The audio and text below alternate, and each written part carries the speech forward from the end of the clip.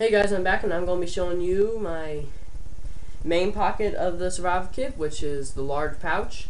Starting on the bottom right hand corner of the screen, I got my 2-liter Camelback. This Camelback I've had for a couple years, and it does hold 2 liters, so if I'm out stranded, I do have some water to get me by when I first start out. Depending on where I am, I could last anywhere from 2 days to maybe 4, depending on where I am. If I'm in the desert, you can almost guarantee I'll need more than that.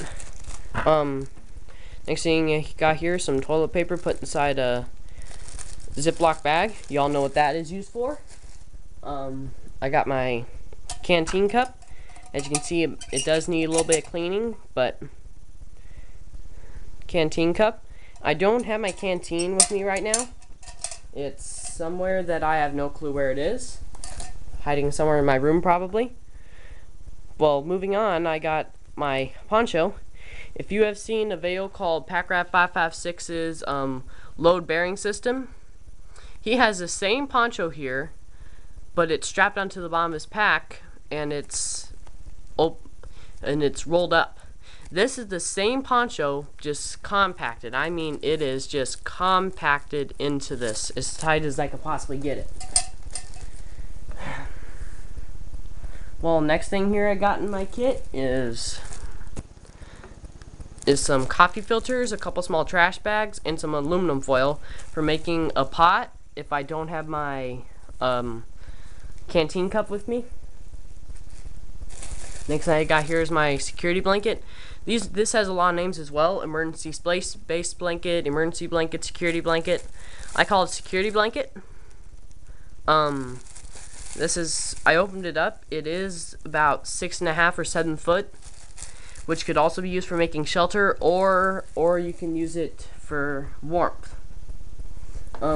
Next thing I got here is a case. This case I would put my miniature survival kit in once I'm out in the wilderness. I have my bearings. This has 2 main pouches. It has the main large pouch, then it has a smaller pouch. Then right here on the side it has a little loop. In that loop I will put my mini mag light in. But let's say I wander away from camp and I can't find my way back. That little kit I would have would give me at least the basic items that I can need to survive for another longer period of time.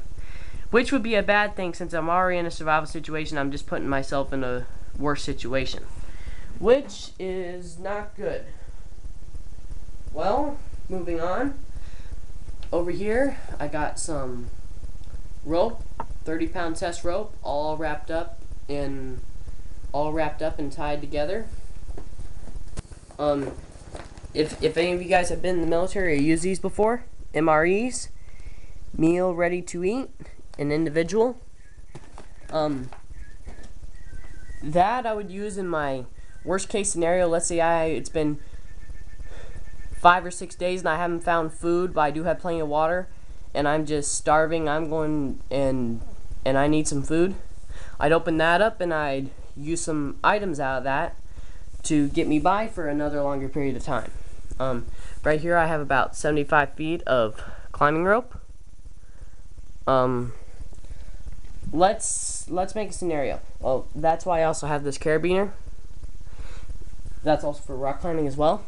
Let's say I'm out in the middle of nowhere and I see civilization, but there's a cliff, and you see the cliff on the horizon, like the Grand Canyon or something like that. Well, if the cliff is small enough, I might be able to make a rig to be able to get down it.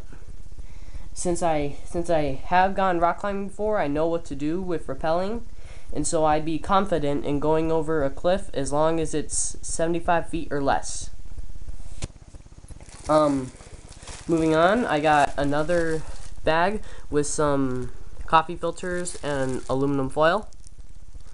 The reason I do that is because I have 2 different bags, and when I make my miniature survival kit, I put some in the main pack and the rest in the small little pack.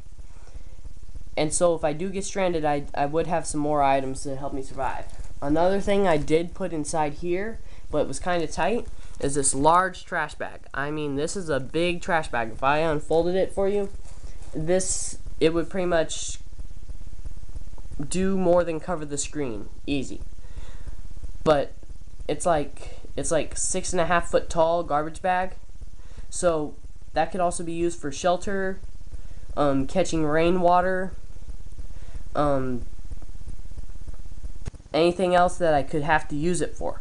And as you can see, most of the items inside my kit can be used for multiple purposes.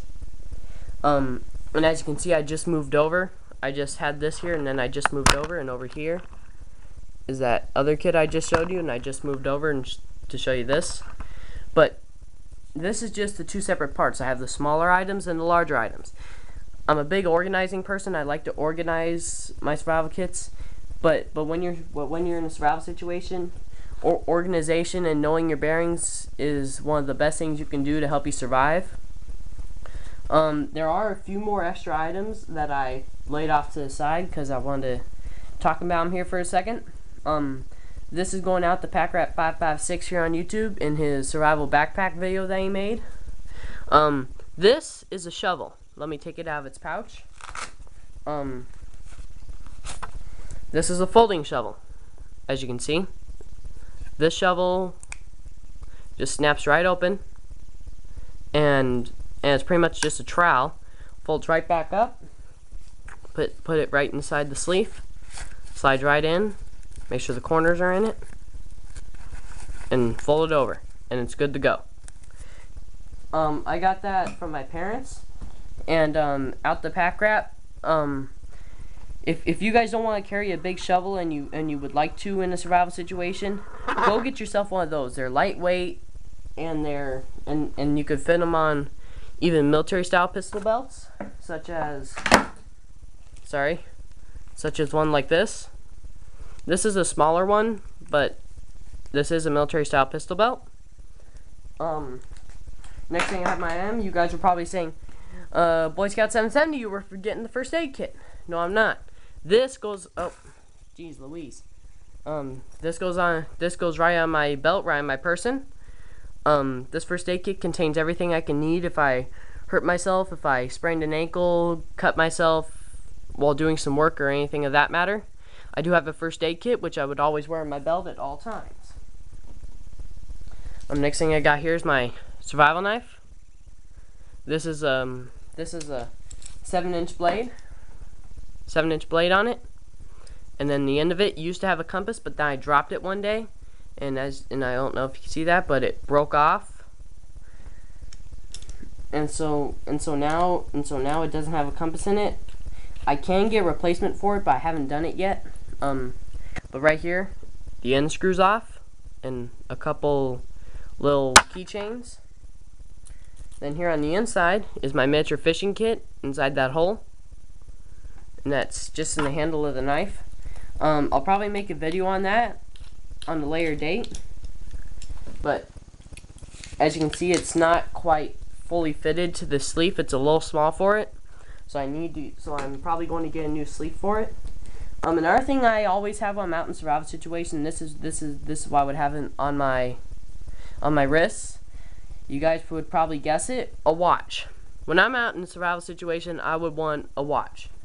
Something to tell time in the no-one darknesses. If you don't know primitive methods to telling how much daylight you have left, using a watch can also be a very good way to find your angle of direction. This watch doesn't help you with that, but if you have the number watch with the 12, 1, 2, 3, 4, 5, 6, and if you have a watch like that, you can use it to find your angle of direction, north, south, east, and west. And I'll probably make a video on that and show you guys how to do it, all on a later date.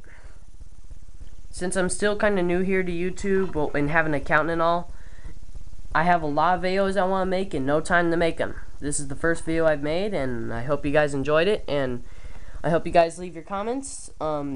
If you think I forgot anything, please send me a message on my channel, or leave comments on my channel, or comment the video, and let me know what you guys think, and give me suggestions on anything I could add into my kit.